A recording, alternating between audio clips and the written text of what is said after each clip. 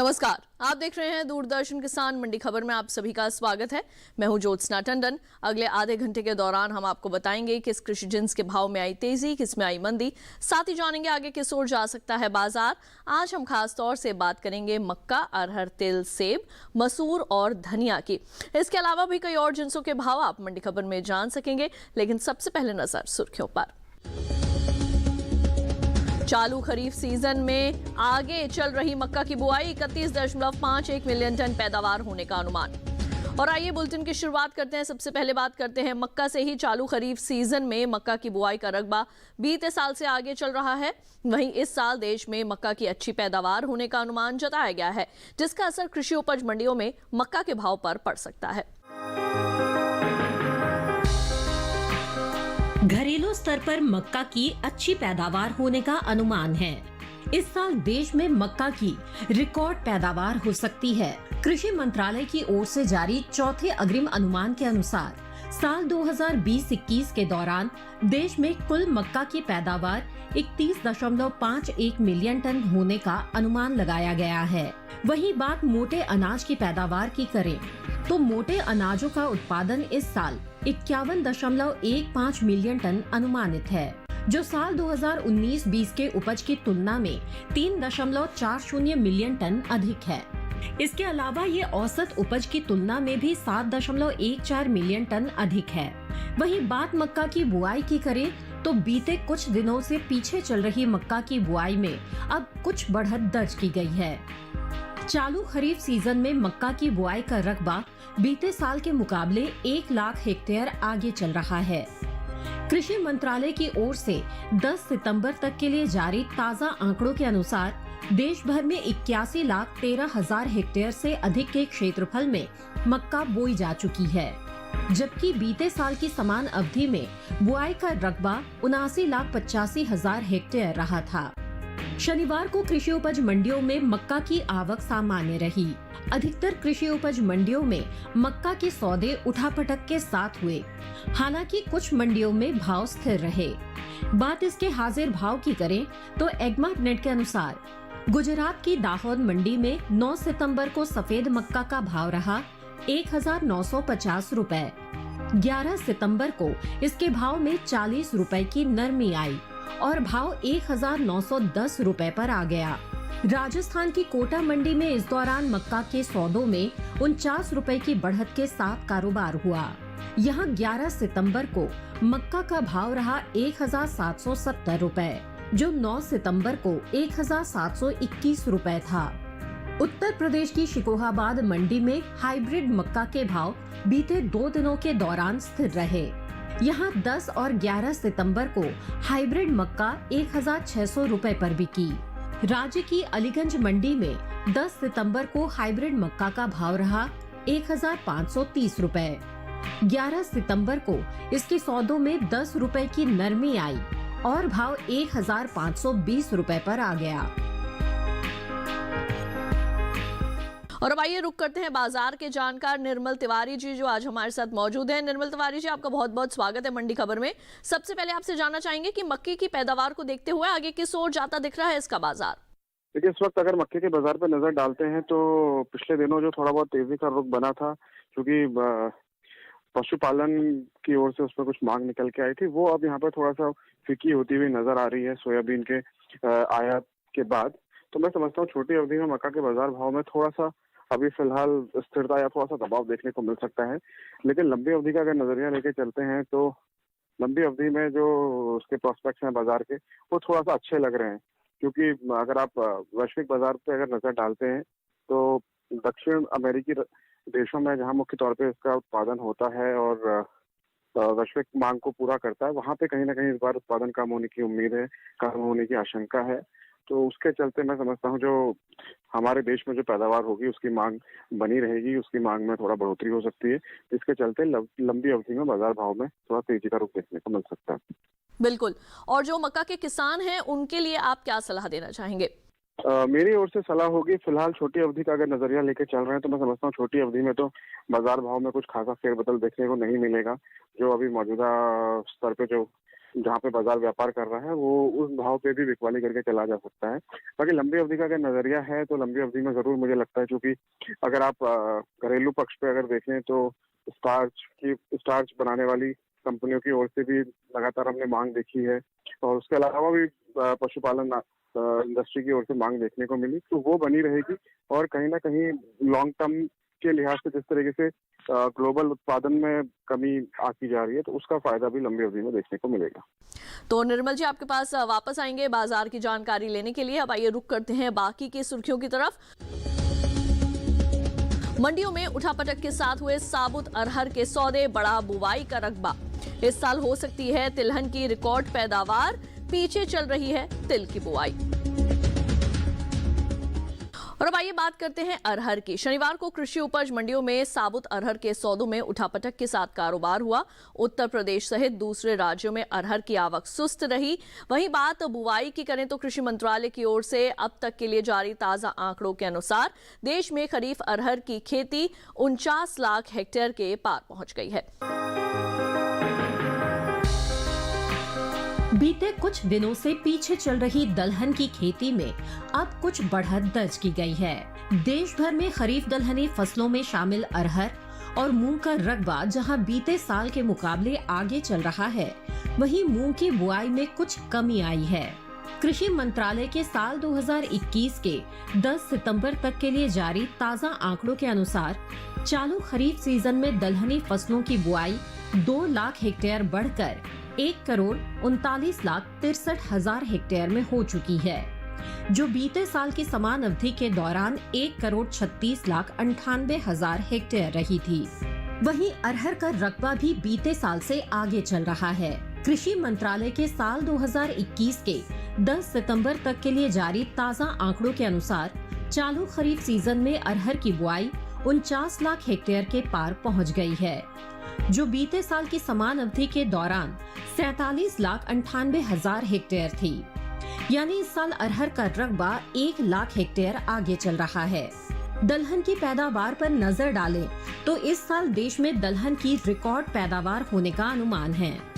कृषि मंत्रालय की ओर से जारी चौथे अग्रिम अनुमान के अनुसार साल 2020-21 के दौरान देश में कुल दलहन की पैदावार 25.72 मिलियन टन होने का अनुमान लगाया गया है, जो बीते 5 सालों के 21.99 मिलियन टन की औसत पैदावार की तुलना में 3.73 मिलियन टन अधिक है।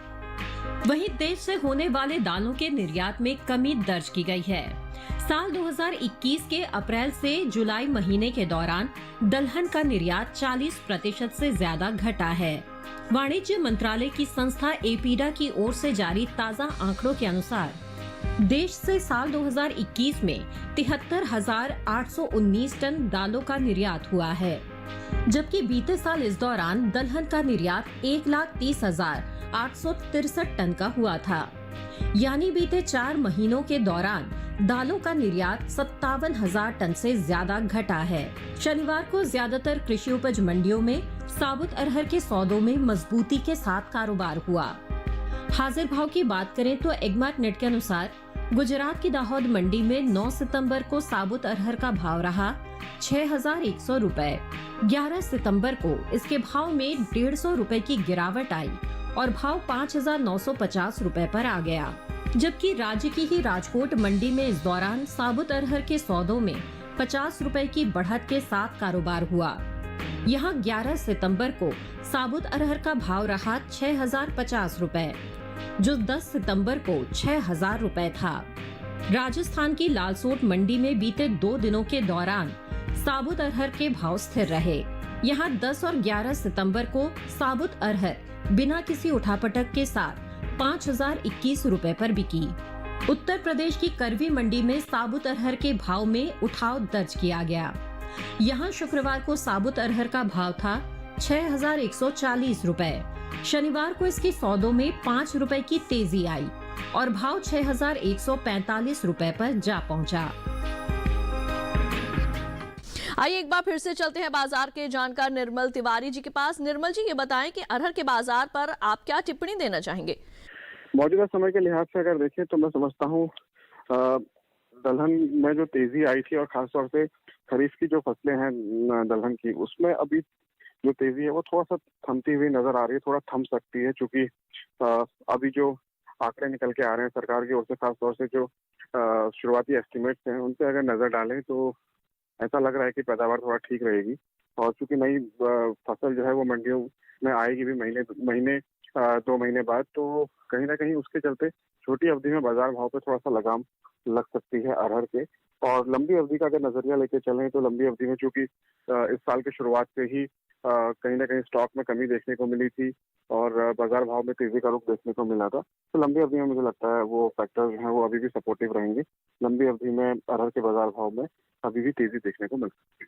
बिल्कुल, और जो किसान हैं उनके लिए आपकी क्या सलाह रहेगी? किसानों को मेरी सलाह होगी, क्योंकि त्योहारी सीजन है, इस वक्त मांग बनी हुई है, तो उस तर्ज पे जो भी उनके पास उपज है इस वक्त बिकवाली करके चला जा सकता है। मौजूदा समय में जो बाजार भाव हैं, उचित भाव हैं बिकवाली करके चलने के लिए। और लंबी अवधि का अगर नजरिया लेके चलते हैं तो लंबी अवधि में मैं समझता हूँ थोड़ा भी इंतजार करना चाहिए। आइए बढ़ते हैं आगे, एक नजर डाल लेते हैं लौकी के बाजार भाव पर। गुजरात की सूरत मंडी में लौकी का भाव रहा 2000 रुपए। राजकोट मंडी में इसके सौदे 750 रुपए पर हुए और उत्तर प्रदेश की करवी मंडी में भाव रहा 1100 रुपए। सभी भाव आवक और गुणवत्ता के अनुसार हैं। अब बात कर लेते हैं बैंगन के बाजार भाव की। गुजरात की राजकोट मंडी में बैंगन का भाव रहा 450 रुपए। जम्मू कश्मीर की नरवाल मंडी में भाव रहा 900 रुपए और पंजाब की खन्ना मंडी में इसके सौदे 400 रुपए पर हुए। सभी भाव आवक और गुणवत्ता के मुताबिक हैं। इसी के साथ वक्त हो चला है एक छोटे से ब्रेक का। ब्रेक के उस पार बात होगी तिल और सेब की। आप देखते रहिए दूरदर्शन के साथ।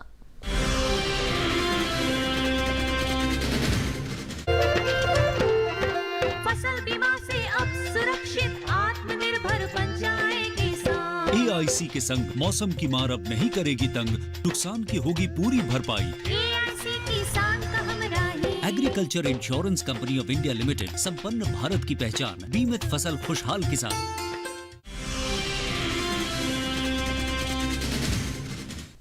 ब्रेक के बाद एक बार फिर आप सभी का स्वागत है दूरदर्शन किसान के मंडी खबर में। आइए बुलेटिन में बढ़ते हैं आगे और इस हिस्से में जानेंगे सेब के बारे में, लेकिन पहले बात करते हैं तिल की। कृषि मंत्रालय की ओर से जारी चौथे अग्रिम अनुमान के अनुसार देश में तिलहनी फसलों की रिकॉर्ड पैदावार होने का अनुमान है, जिसका असर कृषि उपज मंडियों में तिल के भाव पर देखने को मिल सकता है। वहीं चालू खरीफ सीजन में तिल की बुआई कुछ पीछे चल रही है। इन दिनों देश के ज्यादातर राज्यों में तिल की खेती हो रही है। चालू खरीफ सीजन में तिल की बुआई बीते साल के मुकाबले 50,000 हेक्टेयर पीछे चल रही है। कृषि मंत्रालय की ओर से साल 2021 के 10 सितंबर तक के लिए जारी ताज़ा आंकड़ों के अनुसार देश भर में खरीफ तिल की बुआई 13,15,000 हेक्टेयर में हो चुकी है, जबकि बीते साल की समान अवधि के दौरान बुआई का ये रकबा 13,73,000 हेक्टेयर रहा था। बात तिलहनी फसलों की बुआई की करें तो इस साल चालू खरीफ सीजन में तिलहनी फसलों में शामिल मूंगफली, तिल और सूरजमुखी की बुआई चल रही है। कुल तिलहनी फसलों का रकबा बीते साल से 2 लाख हेक्टेयर पीछे चल रहा है। कृषि मंत्रालय की ओर से 10 सितंबर तक के लिए जारी ताज़ा आंकड़ों के अनुसार साल 2021 के चालू खरीफ सीजन में देश भर के तिलहन किसानों ने 1,92,56,000 हेक्टेयर में तिलहनी फसलों की बुआई कर ली है, जबकि बीते साल समान अवधि के दौरान बुआई का रकबा 1,95,71,000 टन रहा था। हालांकि साल 2020-21 के दौरान देश में कुल तिलहनी फसलों की रिकॉर्ड पैदावार होने का अनुमान है। इस साल के लिए जारी चौथे अग्रिम अनुमान के अनुसार घरेलू स्तर पर तिलहनी फसलों की पैदावार 36.10 मिलियन टन होने का अनुमान है, जो पिछले साल के मुकाबले 2.88 मिलियन टन ज्यादा है। कृषि उपज मंडियों में शनिवार को तिल की आवक सीमित रही।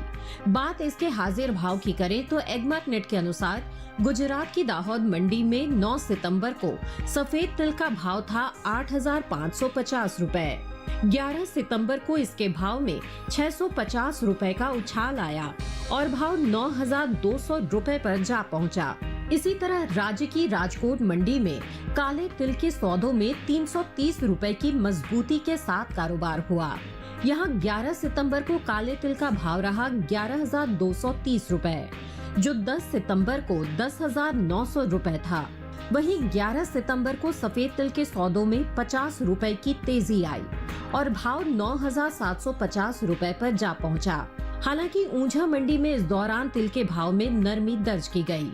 यहां 9 सितंबर को तिल का भाव रहा 9,600 रुपए। 11 सितंबर को इसके भाव में 100 रुपए की गिरावट आई और भाव 9,500 रुपए पर आ गया। राजस्थान की कोटा मंडी में 9 सितंबर को तिल का भाव रहा 9,200 रुपए। 11 सितंबर को इसके सौदे 100 रुपए चढ़कर 9,300 रुपए पर हुए। आइए एक बार फिर से चलते हैं निर्मल तिवारी जी के पास। निर्मल जी, ये बताएं कि तिल के भाव की आगे क्या स्थिति रह सकती है? लगभग सभी तिलहनी फसलों के बाजार भाव में इस साल जबरदस्त तेजी देखने को मिली। उसी तर्ज पे अगर तिल की अगर बात करते हैं तो मैं समझता हूँ तिल के बाजार भाव में भी जो तेजी का रुख है वो बना हुआ है और आगे आने वाले समय में भी वो शायद बना रहे, क्योंकि जहाँ तक पैदावार के जो आंकड़े निकल के आए हैं उन पे अगर नजर डालें और या फिर चूंकि हम इसके हमारी खपत भी अच्छी है और हम इसको निर्यात भी करते हैं, उन दोनों तर्ज के हिसाब से अगर देखें तो तिल के तेल की और जो इसका सीड है उन दोनों की ही मांग बनी हुई है। उसके चलते तिल के बाजार भाव में भी मुझे अभी फिलहाल तेजी नजर आती है। बिल्कुल। और जो किसान है उनको ऐसे में क्या करना चाहिए? किसानों को मेरी सलाह होगी, चूंकि अब ये नई फसल जो है वो मंडियों में आएगी और कहीं ना कहीं इस वक्त अगर आप मंडियों का अगर नजर डालें तो आवक में बढ़ोतरी देखने को मिलेगी। उसके चलते छोटी अवधि में हो सकता है बाजार भाव में थोड़ा सा दबाव देखने को मिलेगा, लेकिन मध्यम अवधि के लिहाज से अगर देखें और खासतौर से सर्दियों को अगर टारगेट करके चलते हैं तो मैं समझता हूँ नवंबर अंत तक या दिसंबर में तिल के अच्छे दाम देखने को मिलेंगे। तो निर्मल जी, आपके पास एक बार फिर वापस लौटेंगे। अब नजर डाल लेते हैं और जान लेते हैं फूल गोभी का बाजार भाव। गुजरात की गोंडल मंडी में फूल गोभी का भाव रहा 1,000 रुपए। जम्मू कश्मीर की उधमपुर मंडी में इसके सौदे 2,000 रुपए पर हुए और महाराष्ट्र की पुणे मंडी में भाव रहा 2,100 रुपए। सभी भाव आवक और गुणवत्ता के अनुसार हैं। अब बात कर लेते हैं अदरक के बाजार भाव की। गुजरात की सूरत मंडी में अदरक का भाव रहा 2,500 रुपए। पंजाब की खन्ना मंडी में इसके सौदे 2,500 रुपए पर हुए और उत्तर प्रदेश की करवी में इसके सौदे 3,030 रुपए पर हुए। सभी भाव आवक और गुणवत्ता के अनुसार है। आइए मंडी खबर में बढ़ते हैं आगे और अब जान लेते हैं सेब के बारे में। इस साल देश से होने वाले फलों के निर्यात में बढ़त दर्ज की गई है। एपिडा की ओर से जारी ताजा आंकड़ों के अनुसार फलों का निर्यात 60,000 टन से ज्यादा बढ़ा है। साल 2021 में अप्रैल से जुलाई महीने के दौरान देश से कुल फलों का निर्यात बढ़कर 2,96,953 टन का हुआ है, जबकि बीते साल की समान अवधि के दौरान निर्यात महज 2,11,664 टन का ही हुआ था। कृषि उपज मंडियों में एगमार्क नेट के अनुसार शनिवार को जम्मू कश्मीर की नरवाल मंडी में सेब का भाव रहा 5,000 रुपए। उधमपुर मंडी में इसके सौदे 4,000 रुपए पर हुए। पंजाब की खन्ना मंडी में सेब 5,000 रुपए पर बिका, जबकि उत्तर प्रदेश की करवी मंडी में इस दौरान सेब के सौदे 6,470 रुपए पर हुए। इस साल देश में सेब की पैदावार दूसरे फलों के मुकाबले ज्यादा रह सकती है। कृषि मंत्रालय की ओर से बागवानी फसलों के लिए पहले आकलन के अनुसार सेब की उपज में 2 लाख टन से ज्यादा की बढ़त की उम्मीद जताई जा रही है। सेब की पैदावार में लगभग 25,58,000 टन हो सकती है, जो पिछले साल समान अवधि के दौरान 23,16,000 टन की रही थी। आइए एक बार फिर से चलते हैं निर्मल तिवारी जी के पास। निर्मल जी, ये बताएं कि आगे आने वाले दिनों में सेब के भाव किस ओर जाते दिख रहे हैं? इस साल पैदावार अच्छी होने की वजह से और दूसरी ओर वैश्विक जो उत्पाद है उससे कंपटीशन होने की वजह से सेब के बाजार भाव में कहीं ना कहीं थोड़ा बहुत दबाव देखने को मिल रहा है। और चूंकि ये इस वक्त हार्वेस्टिंग सीजन भी चल रहा है, इस वक्त मंडियों में आवक अच्छी है जो घरेलू उपज है उसकी, तो उसके चलते कहीं ना कहीं फिलहाल अभी छोटी अवधि में तो बाजार भाव में थोड़ा दबाव भी देखने को मिलेगा। और नवंबर से आगे का अगर नजरिया लेके चलते हैं तो मैं समझता हूँ फिर वहाँ पे थोड़ा बहुत तेजी होती हुई देखने को मिल सकती है। बिल्कुल। तो आइए बढ़ते हैं आगे और इसी के साथ वक्त हो चला है एक छोटे से ब्रेक का। आगे जानेंगे मसूर और धनी का हाल। आप देखते रहिए दूरदर्शन के साथ। उन गहरी गलियारों में कोई राज छुपा है। गुनाहों और षड्यंत्रों का किसने जाल बुना है? छल प्रपंच के बीच क्या हो पाएगा सफल उसका संकल्प? क्योंकि जीना इसी का नाम है। ब्रेक के बाद एक बार फिर आप सभी का स्वागत है मंडी खबर में। अब आइए बात करते हैं मसूर की। ज्यादातर कृषि उपज मंडियों में शनिवार को मसूर की आवक सीमित रही। गिनी चुनी मंडियों में ही मसूर बिकवाली के लिए पहुंची। वहीं बात इसके हाजिर भाव की करें तो एग्मार्क नेट के अनुसार उत्तर प्रदेश की करवी मंडी में मसूर का भाव रहा 7,300 रुपए। मेहरौनी मंडी में मसूर 5,800 रुपए पर बिकी, जबकि मध्य प्रदेश की नरसिंहपुर मंडी में इस दौरान मसूर के सौदे 7,261 रुपए पर हुए। दलहन की पैदावार पर नजर डालें तो इस साल दलहन की अच्छी पैदावार हो सकती है। देश में दलहन की रिकॉर्ड पैदावार होने का अनुमान जताया गया है। कृषि मंत्रालय की ओर से जारी चौथे अग्रिम अनुमान के अनुसार साल 2020-21 के दौरान देश में कुल दलहन की पैदावार 25.72 मिलियन टन होने का अनुमान लगाया गया है, जो बीते 5 सालों में 21.99 मिलियन टन की औसत पैदावार की तुलना में 3.73 मिलियन टन अधिक है। आइए एक बार फिर से रुक कर लेते हैं बाजार के जानकार निर्मल तिवारी जी का, जो कि लगातार हमारे साथ मौजूद है और कृषि जिंसों के संबंध में दे रहे हैं कुछ विशेष जानकारियां। निर्मल जी, अब आप ये बताइए कि आगे किस ओर जो है वो जा सकते हैं मसूर के भाव? लगभग सभी दलहनी फसलों में सबसे ज्यादा तेजी मसूर में देखने को मिली थी और मौजूदा समय के लिहाज से अगर देखें तो मैं समझता हूँ ये तेजी अभी और बरकरार रहेगी। छोटी अवधि में जरूर है कि एक बार थोड़ा सा दबाव देखने को मिल सकता है, क्योंकि सरकार की ओर से रशिया से अब ये कहा जा रहा है कि कुछ मसूर का आयात किया जाएगा, जो हमारी घरेलू मांग है उसको पूरा करने के लिए। तो उसका असर छोटी अवधि में देखने को मिल सकता है, लेकिन चूंकि हमारे वहाँ पे पैदावार कम है और दूसरी ओर इस वक्त जो स्टॉक है वो स्टॉक भी कम है। नई फसल रबी की फसल है, बुआई होगी, फिर नई फसल आने में समय है। उस तर्ज पे मसूर का बाजार भाव अभी और तेज होता हुआ नजर आ रहा। बिल्कुल, और ऐसे में जो मसूर के किसान हैं उनके लिए आप क्या परामर्श देना चाहेंगे? किसानों को मेरी सलाह होगी, अभी हाल ही में रबी मार्केटिंग सीजन के लिए न्यूनतम समर्थन मूल्य सरकार की ओर से प्रकाशित किया गया है और उसमें मसूर की फसल में अगर प्रकाश डालें तो मसूर के बाजार भाव में सबसे ज्यादा तेजी एमएसपी में देखने को मिली है सरकार की ओर से। तो उसका फायदा किसानों को लंबी अवधि में देखने को मिलेगा। मैं समझता हूँ लंबी अवधि का अगर नजरिया लेके चलें तो थोड़ा इंतजार करके चलना चाहिए। खासतौर से छोटे किसानों को मेरी ये सलाह होगी, जो नई फसल बोएंगे, नई फसल की बुआई होगी, वो चूंकि सरकारी एजेंसियों द्वारा हर साल ही बफर स्टॉक बनाया जा रहा है, खरीदारी की जा रही है, वो प्रक्रिया साल दर साल उसमें इजाफा देखने को मिला, तो उसका फायदा उठाएं, वहां पे बेच के चलें। और छोटी अवधि में मैं समझता हूँ फिलहाल अभी थोड़ा सा इंतजार करके चलना चाहिए।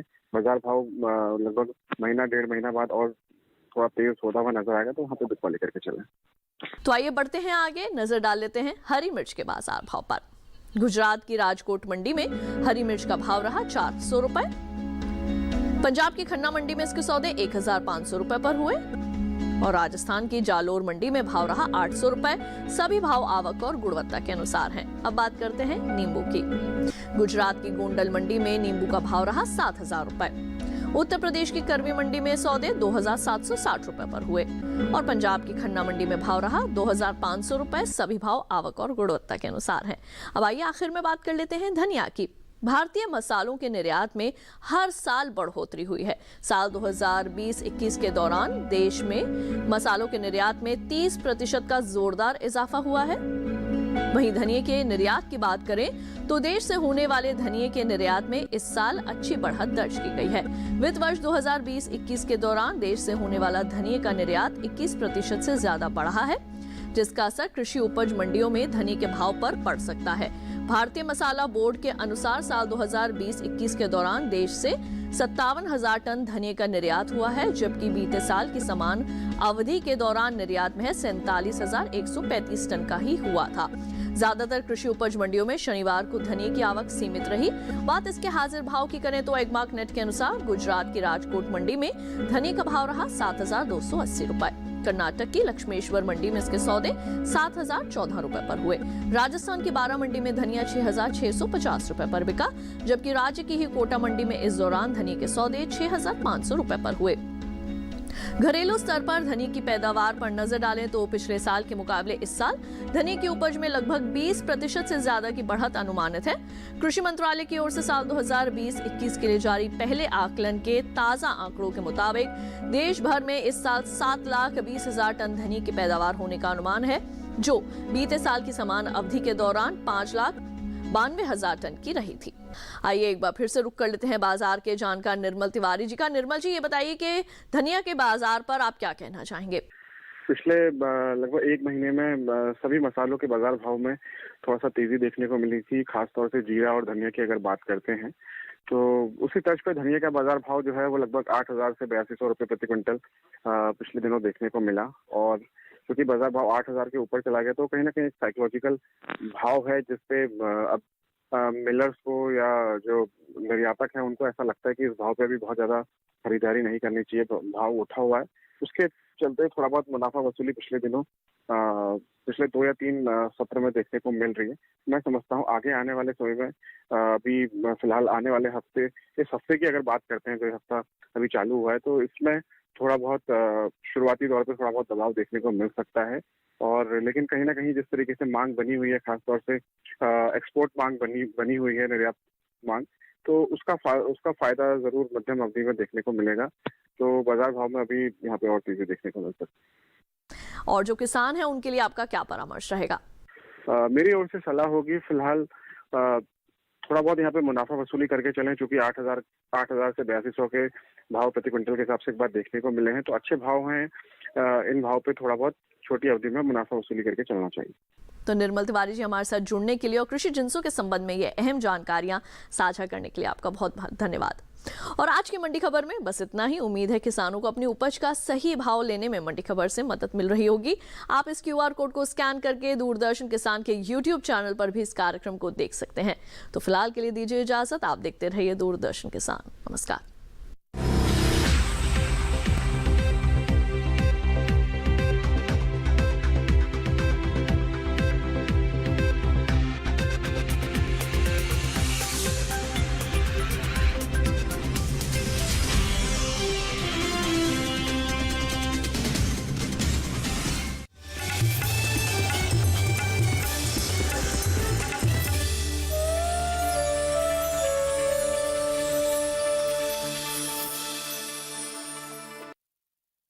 मंडी खबर के सह प्रायोजक थे एग्रीकल्चर